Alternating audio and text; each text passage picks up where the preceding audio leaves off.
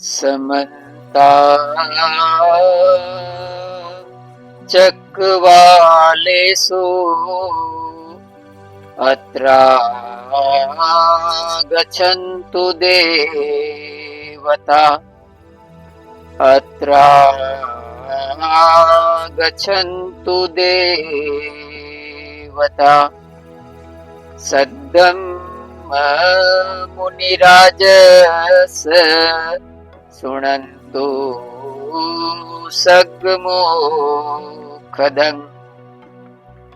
धम्म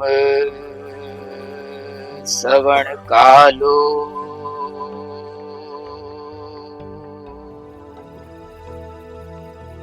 अयं वदन्त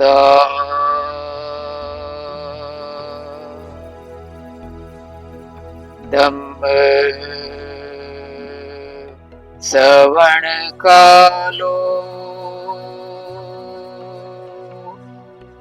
अयं वदन्ता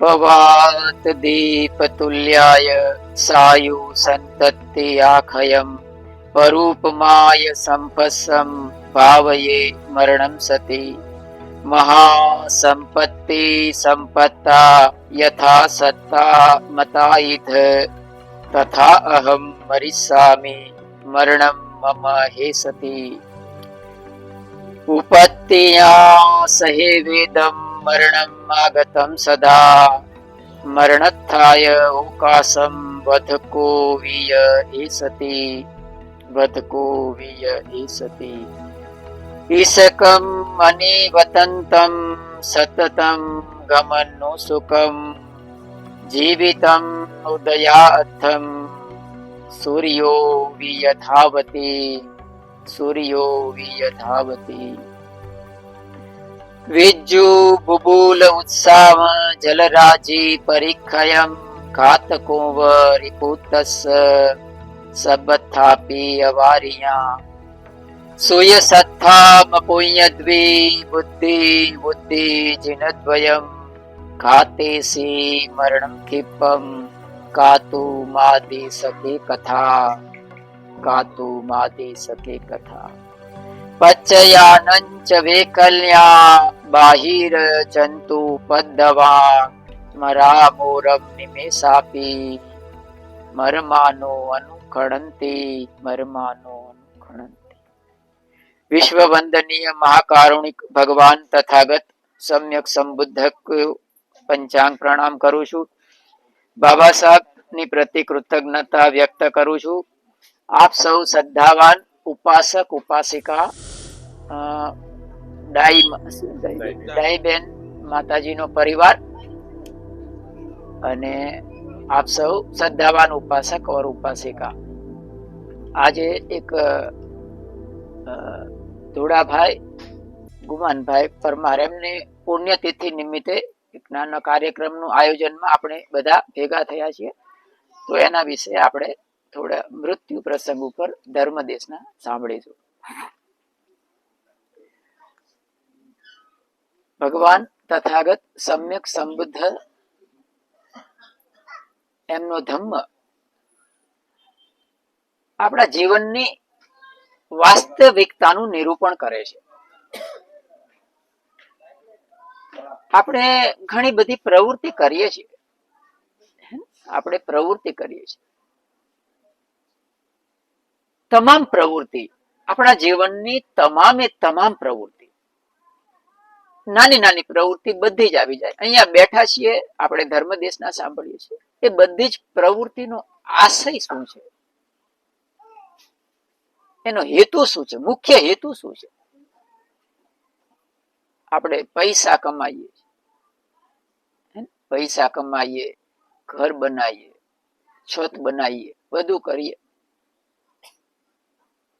મેરેજ કરે છોકરા થાય બધું એની પાછળનો હેતુ શું છે અને એ છે ને એ તમામ ધર્મનો નિચોડ છે। એની પાછળનો હેતુ શું આપણે શા માટે આ બધું કરીએ છીએ અને ધર્મનો અગર આપણે કોઈ પણ ધર્મ હોય એને આપણે એક વાક્યમાં અગર ઉતારી દેવા હોય ધર્મને, એક જ વાક્યમાં ઉતારી દેવો છે, તો એ વાક્ય કયું બને? બહુ સરસ મજાની વાત આપને કરી. થોડી કડવી પણ છે, થોડી ચોંટ લાગવા વાળી પણ છે, પણ પચાવી તો પડે. તો ધર્મને આપણે એક વાક્યમાં ઉતારી લેવું હોય તો એ વાક્ય શું બને? અને એને સંબંધ છે આપણા જીવનની તમામ પ્રવૃત્તિઓ સાથે. એ વાક્ય બનશે, મરતા પહેલા મરવાની કળા શીખી લેવાની. મરતા પહેલા મરવાની કળા શીખી લેવી, એનું નામ ધર્મ. બરાબર. આપણે બધું કરીએ, જો આ 4 દિવાલે બનાવીએ તો શા માટે? આપણે મકાન શા માટે બનાવીએ? સુખ પ્રાપ્તિ માટે? ના, હું મરી ના જાઉં. સમજ્યા? ઠંડી ગરમી પડી જાય વધારે તો શું થાય? મરી જાય, માણસ મરી જાય. તો હું મરી ના જાઉં. જીજીવિષા, આપણી જીજીવિષા છે એ બની રહે, જીવન બન્યું રહે. માણસ મેરેજ કરે, છોકરા પેદા કરે, બરાબર. તો શા માટે કરે? શા માટે? છોકરા શા માટે પેદા? તો હું વૃદ્ધ થાવ ત્યારે મારી સેવા કરે, કારણ કે મારું જીવન બની રહે, મારું જીવન બની રહે. અને હું મરી જાઉં ત્યાર પછી પણ મારા સ્વરૂપમાં મારો વારસ બની રહે, મારી પેઢી આગળ ચાલતી રહે. થઈ ગયું ને? જો ઘૂમે ફરીને ત્યાં આવી ગયું કે મારે જીવવું છે, બરાબર. જીજીવિષા એટલે મરતા પહેલા મરવાની કળા શીખી લેવી, એનું નામ ધર્મ. બરાબર. તો આજે આપણને જન્મ મળ્યો છે તો આપણી પાસે 7 પડાવ છે. કેટલા? 7 પડાવ છે. 7 પડાવમાં આપણે જાગી જઈએ, 7 પડાવમાં આપણે જાગી જઈએ ને તો ભગવાન બુદ્ધના ધમ્મમાં એને સોતાપન કહેવામાં આવ્યું છે. સોતાપન નો અર્થ થાય જે 7 જન્મમાં જેની મુક્તિ થઈ જાય, 8મો જન્મ એનો ના થાય. બરાબર. એને શ્રોતાપન કહેવાય. સ્રોતમાં પડી જાય. સ્રોત અર્થાત એક પ્રવાહમાં એ આવી જાય. પ્રવાહ એને આપણે કહીએ ધમ્મ કારમાં, એક કારવામાં આવી જાય, એક પ્રવાહમાં આવી જાય. એ પ્રવાહ હોય એની અંદર ગયા પછી એની કદી અધોગતિ ના થાય. એનું 7 જન્મમાં એ મુક્ત થઈ જાય, થઈ જાય અને થઈ જાય. જેમ કે નદી છે, નદી ગમે ત્યાંથી શરૂ થાય પણ આખરમાં એ ક્યાંય ભટકીને ક્યાં જતી રહે? ગમે તેટલું ભટકે તો ક્યાં જાય? સમંદરમાં જાય, બરાબર ને? એવી રીતે એ વ્યક્તિ છે એ પ્રવાહમાં આવી ગયો. તો આપણે બધા છે ને એ પ્રવાહમાં પસાર કરવાનો, એને કીધું શ્રોતાપન. યે અરિય સચ્ચાની વિભાવયંતી ગંભીર પૈયેન સુદેશિતાની કિંચાપી તે હુંતી પુષપમત્તા ન તે ભવમ અઠમમ આદિયંતી ઇદમ પિધમ મે ઇદમ પિસંઘે રતનમ પણિતમ એતેન સચ્ચેન સુવથી હોતુ. રતન સૂત્રની ગાથા છે. રતન સૂત્રમાં શ્રોતાપન વ્યક્તિના વર્ણન કરવામાં આવ્યું છે. શ્રોતાપનની એનો વિશિષ્ટતા એ છે કે 7 જન્મની અંદર મુક્તિ પામી જાય છે. તો 7 જન્મ શા માટે કીધું? આપણું જે શરીર છે એ 7 પડાવ પસાર કરે છે, 7 જન્મ પસાર કરે છે. આપણો પ્રતિક્ષણ જન્મ થઈ રહ્યો છે અને આપણે પ્રતિક્ષણ મરી રહ્યા છીએ. આપણી સામે પ્રતિક્ષણ એક એક તક આપણી સામે ઉપસ્થિત હોય છે જાગવાની, શ્રોતાપન બનવાની, પણ આપણે શ્રોતાપન નથી બની શકતા. અને આખરી પડાવ હોય છે એ 7મો પડાવ હોય છે. કઈ રીતે? બરાબર. ધર્મનું ઘણીવાર ગૂઢ રહસ્ય હોય છે, એને સમજીએ તો આપણે નિહાલ બની જઈએ. પહેલું પડાવ છે ગર્ભાવસ્થા. ગર્ભાવસ્થામાં, બરાબર. ગર્ભાવસ્થો પહેલો પડાવ છે આપણા જીવનનો. બીજો પડાવ છે શિશુ અવસ્થા, બાળક જન્મે એટલે શિશુ, બરાબર. ત્રીજી અવસ્થા કઈ છે? બચપન, બરાબર. બચપનની અવસ્થા ત્રીજી અવસ્થા. ચોથી અવસ્થા છે કિશોરાવસ્થા. બરાબર. પાંચમી અવસ્થા છે યુવાની, યુવાવસ્થા. જ્યાં સુધી આપણે જાગીએ નહીં ત્યાં સુધી શ્રોતા પણ નથી. પાંચમી અવસ્થા પ્રૌઢાવસ્થા, બરાબર, આધેડ બની જાય માણસ. અને ત્યાર પછી આવે વૃદ્ધાવસ્થા. 7 પડાવ થયા. જો આ વૃદ્ધાવસ્થામાં તમે ના જાગો તો તમે શ્રોતા પણ ના બની શકો. અને આપણે તો ઘણી જગ્યાએ, હું તો ઘણી જગ્યાએ જઉં છું, હજી વૃદ્ધાવસ્થા આવી ગઈ છે તેમ છતાં પણ આપણે બદલાતા નથી. બરાબર, બદલાવું બહુ જરૂરી છે. બદલાય કેવી રીતે માણસ? એને 7 જન્મમાં કેમ કીધું ખબર છે? વૃદ્ધાવસ્થા આવી જાય ને એટલે પછી આપણી કિંમત જતી રહે, માણસની કિંમત જતી રહે.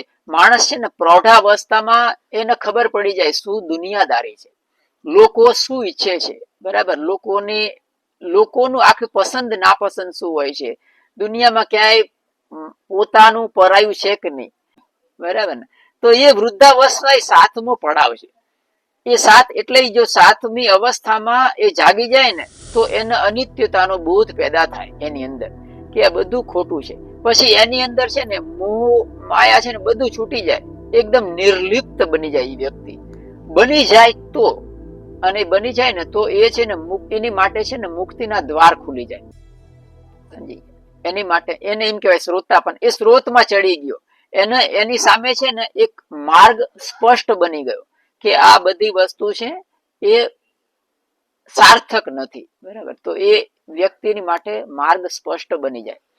એ વૃદ્ધાવસ્થામાં મોટે ભાગે બને, એટલા માટે 7 પડાવ કીધા. અને જો એ રીતે ના બને તો પછી એને અનેક જન્મ મરણ કરવા પડે. બંધન હોય ને, બંધન, કે હવે હજી મારે મરવું નથી, મારા છોકરાના છોકરા, એના છોકરાને લગ્ન જોઈ લઉં ને. ઘણું બધું, ઘણા બધા આપણા અંદર મહત્વકાંક્ષાઓ હોય, અંદર પડી હોય, વૃદ્ધાવસ્થામાં પડી હોય, મરતા મરતા પડી હોય. બરાબર, તો એ છે એ શ્રોતાપન ના કહેવાય. તો એ શ્રોતાપન અવસ્થાની વિશિષ્ટતા છે. ભગવાન બુદ્ધનો ધમ્મ છે ને એ એમ કહેવાય કે એ સત્યના આધારે ચાલે, તથ્યના આધારે ચાલે. અને સત્ય શું છે? ઇદમ્પી ખોપન ભિક્ષવે દુઃખમ આર્ય સત્યમ. એને આર્ય સત્ય કીધું. દુઃખમ આર્ય સત્ય. જાતિપી દુઃખા, જરાપી દુઃખા. જન્મ થાય ને ત્યારથી દુઃખ ચાલુ થઈ જાય. જરૂરિયાત ઊભી થાય, હવાની જરૂરિયાત ઊભી થાય, દૂધની જરૂરિયાત ઊભી થાય, ખાવાની જરૂરિયાત ઊભી થાય માણસની. બરાબર, તો એ ત્યાંથી જરૂરિયાત ઊભી થાય, દુઃખ ચાલુ થઈ ગયું. કોઈને કઈ કહી ન શકે, નાનું બાળક હોય. પછી છેક છેલ્લો શ્વાસ આવે મૃત્યુ સુધી ચાલુ રહે દુઃખ. જાતિપી દુઃખા, જરાપી દુઃખા, વ્યાધિપી દુઃખા, મરણમપી દુઃખા. યમ પીછમ ન લભતી તમપી દુઃખમ.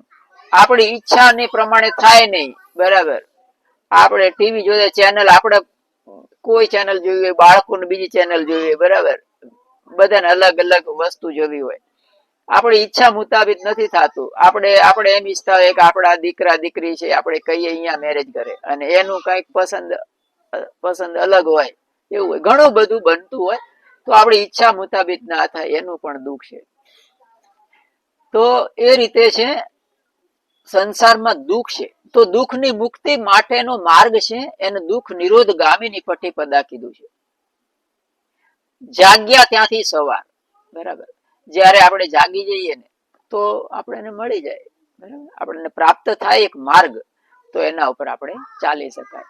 અને પછી જ્યાં સુધી આપણે જો એ વસ્તુને સ્વીકાર ના કરીએ, એ વસ્તુને સ્વીકાર ના કરીએ, આની અંદર સિનિયર સિટીઝન પણ બેઠા છે. બરાબર, આપણે જયારે આપણી જવાની હોય ને, જવાનીમાં આપણી વૃદ્ધાવસ્થા નથી દેખાતી. જવાનીમાં વૃદ્ધાવસ્થા ના દેખાય, અને વૃદ્ધાવસ્થા આવે ને ત્યારે આપણે જવાનીમાં શું કર્યું હતું એ નથી દેખાતું.